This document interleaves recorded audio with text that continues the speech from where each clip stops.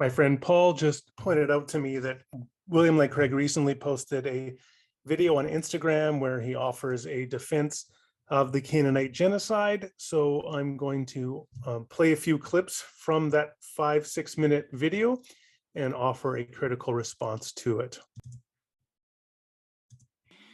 Now, in the Old Testament, probably the most difficult one is the command to the Israelite army to slaughter all of the Canaanites living in the land of Canaan.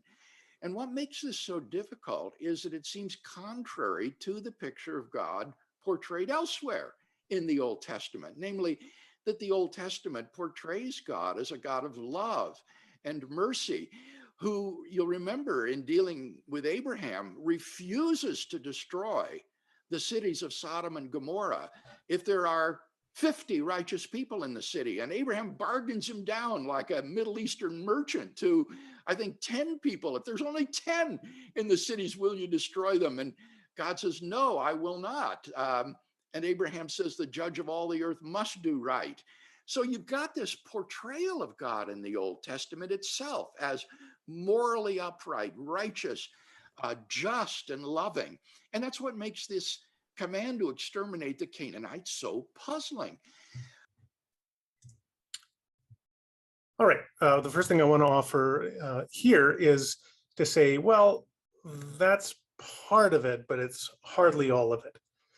And the first thing to note is that the way Craig describes it is, well, you've just got this general depiction of God as very loving and merciful and gentle, and yet you've got this seemingly arbitrary, violent, capricious, angry God in the Canaanite genocide, and that seems to be an outlier of an event.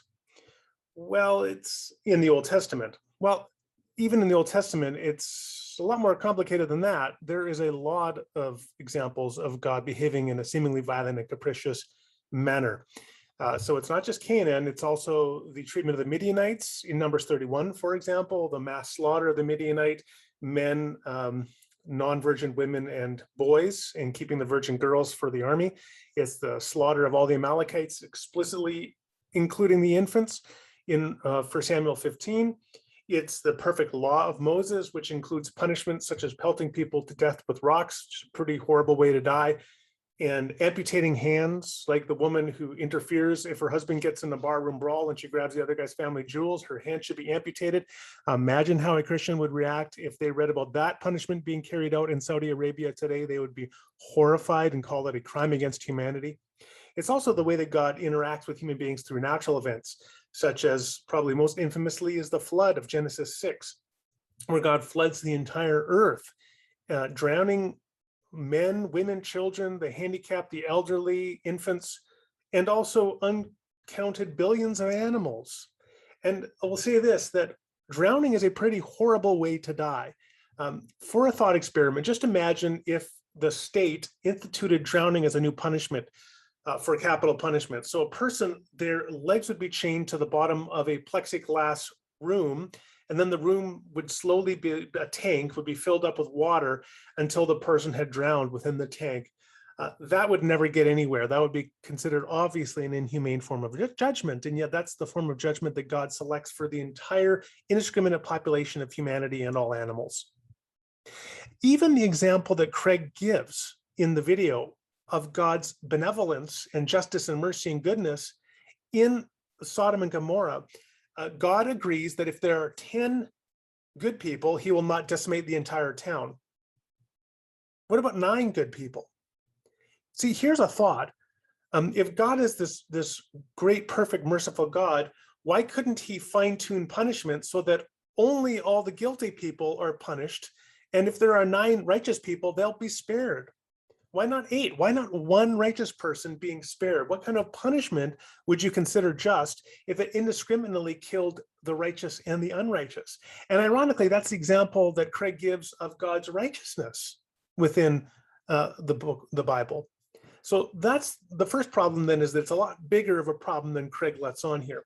Second, it's also a problem with how you relate God in Canaan, commanding the eradication of Canaanites, to the way that God is revealed to be in Jesus in the gospel. So that's a second problem. It's not just an Old Testament problem, it's relating that God to the God revealed in Jesus Christ. If you've seen me, you've seen the Father, for John chapter 14.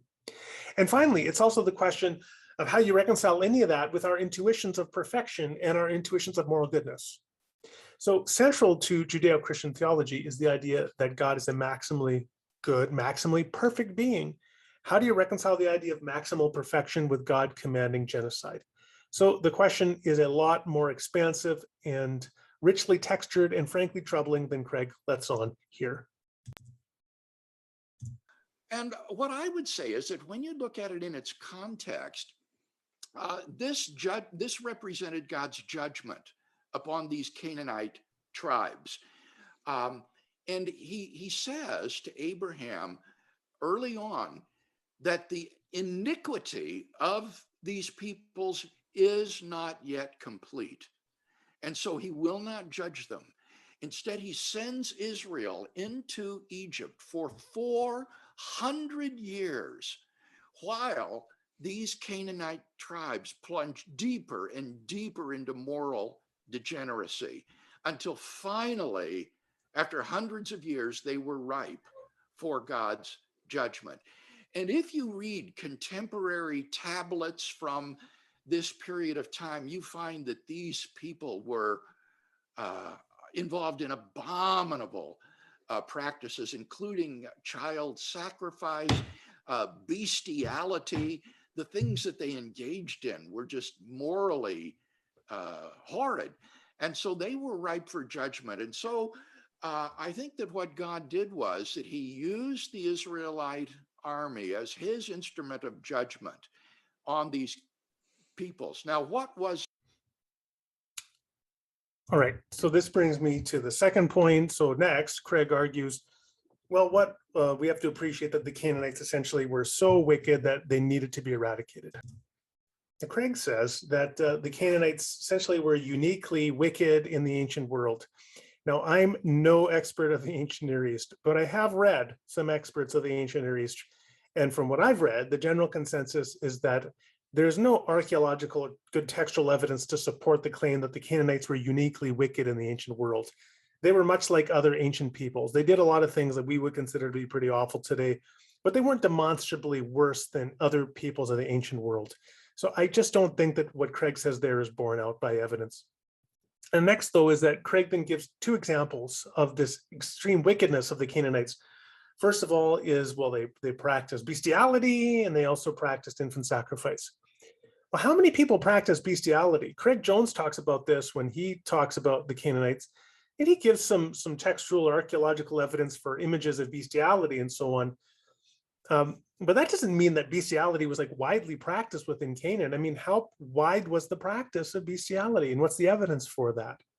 Now, interestingly, Clay Jones also makes an argument that essentially the same kind of genocidal punishment would be warranted against America today, because America is also wicked, much as ancient Canaan was. And for an example of bestiality in America today, Clay Jones gives the examples of some Metallica song lyrics, which appear to reference bestiality. So imagine providing as evidence for justifying the mass slaughter of the American population some lyrics from a heavy metal song, and extrapolating from that bestiality was widely practiced, and that justifies the mass eradication of the American population. That is the kind of logic that is being offered here. So that's bestiality. Now, the second piece that Craig invokes is child sacrifice, which I agree is a horrible thing. But here's the thing that we have to appreciate, is that when Israel is undertaking war against Canaan, it is a religious act. This has been called holy war. I think it's also been more accurately called Yahweh war, where Israel believed they were going into battle against Canaan and the gods of Canaan with their God and with the blessing of their priests. And in what is called harem, this was the offering of all of the spoils of war of the defeated armies, including human beings, civilians, including their material possessions, including their animals, and he was killing and destroying and burning it all and giving it to Yahweh. And then Yahweh would give you the land. And so that functionally is an offering to Yahweh. It is a sacrifice. So when Israel goes into Canaan and is mass slaughtering Canaanites, what they're doing is sacrificing human beings to Yahweh, including infants. And it does seem a little bit ironic, does it not, to say that the Canaanites are so wicked because they practice infant sacrifice, and yet the response of the Israelites is to practice infant sacrifice. The judgment. The judgment was to divest them of the land of Canaan. The command was drive them out of the land, and I am giving this land over to Israel.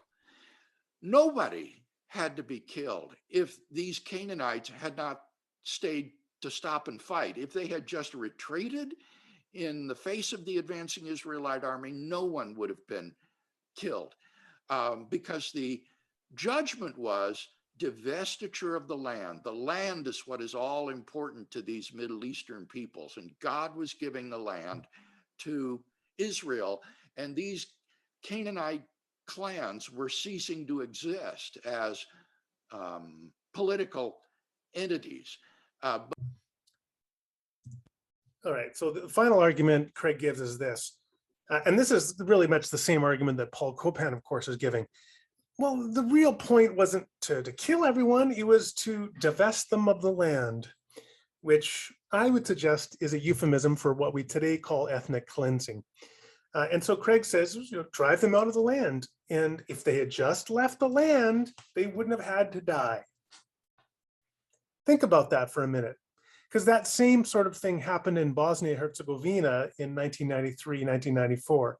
Imagine if one army goes into a territory and is going to force all the Muslims or all the Catholics out of that territory, and they've settled there and lived there as a society for hundreds of years, and then they end up, because they don't leave, they try to protect their land and they get slaughtered en masse.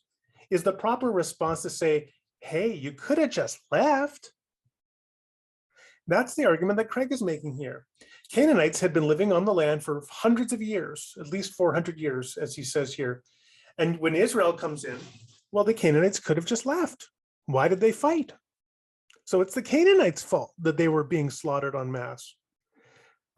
I'm sorry, I don't find that to be a very impressive argument. Now, the other thing I want to point out here is that while Craig says, well, the real point here was to drive them out of the land, let's not forget how much of the harem mass killing language there is. Let's read Deuteronomy 7, starting in verse 2. When the Lord your God has delivered them over to you, you have defeated them, you must destroy them totally. Make no treaty with them, show them no mercy. Do not intermarry with them, do not give your daughters to their sons or take their daughters for your sons. For they will turn your children away from following me to serve other gods, and the Lord's anger will burn against you and will quickly destroy you. This is what you are to do to them. Break down their altars, smash their sacred stones, cut down their Asherah poles, burn their idols in the fire. Okay, that is today what we would call genocide. It's the attempt to eradicate and destroy a cultural or ethnic identity, in this case, the identity and culture of the Canaanites. Deuteronomy 20, starting in verse 16. However, in the cities of the nations the Lord your God has given you as an inheritance, do not leave anything alive that breathes. Completely destroy them, the Hittites, Amorites, Canaanites, Perizzites, Hivites, Jebusites, as the Lord your God has commanded you. Otherwise, they will teach you to follow all the detestable things they do in worshiping their gods. Completely destroy them. Leave alive nothing that breathes. Now, Paul Copan wants to say, well, that's hyperbolic war rhetoric. That's exaggeration for effect. Read Joshua 6:21. This is what happened to the city of Jericho. They devoted the city to the Lord and destroyed with the sword every living thing in it, men and women, young and old, cattle, sheep, and donkeys. Women, the young, animals, as I said, harem killing, the mass slaughter of every living thing. Now, is it hyperbole? Well, sure. I mean, there were some bugs left, right? There's some flies flying around the corpses. They're still alive. But if there's still, nonetheless, a mass slaughter being described in the city. Here's what happens in the city of Ai in chapter 8, verse 24 and 25. When Israel had finished killing all the men of Ai in the fields and in the wilderness where they had chased them, and when every one of them had been put to the sword, all the Israelites returned to Ai and killed those within it. 12,000 men and women fell that day, all the people of Ai.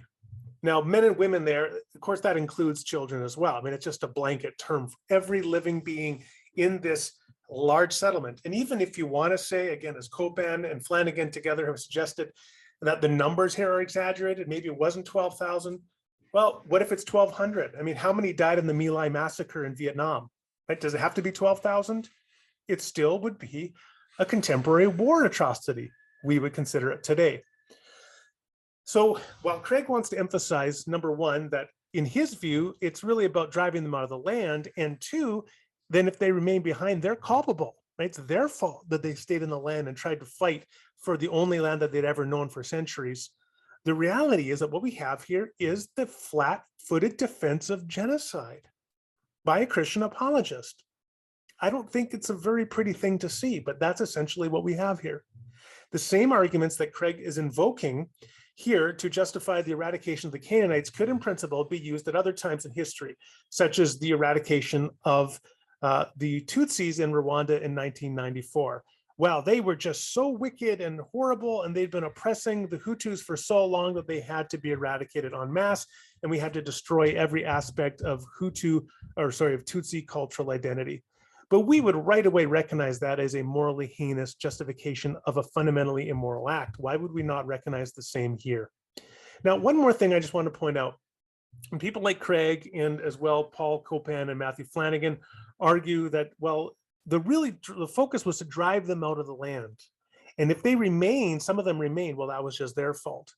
Well, think about this. Who would be the people most likely to be able to flee from the advancing armies? It would be the most wealthy people. It would be the younger, healthier people. It would be the richer, more wealthy people. But the people who are poor, the people who are disabled, the people who are old and feeble, small orphaned infants and children, they would be left behind.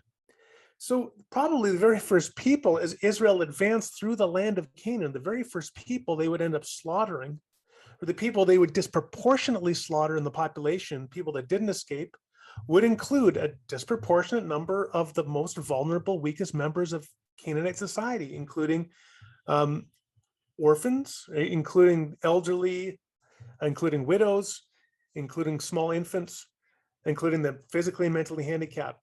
Does that sound like something that you want to justify morally? I don't think so. Next, Craig gives some references to how he's addressed this issue more fulsomely in some other question and answers on the Reasonable Faith website. I'll tell you that some years ago, I offered extensive multi-article rebuttals to the defenses that he gives on his website. But I'm just going to close now with a final clip from Craig. And I have to say, I have never seen a refutation of what I have to say there about this episode. People have fulminated over it emotionally, they've denounced it angrily and so forth, but I've never seen a rational refutation of my defense of God's being all just and all loving, and yet his issuing this command to judge the Canaanite peoples. Okay, well, Craig has, first of all, note how Craig talks about the appeal to emotion here.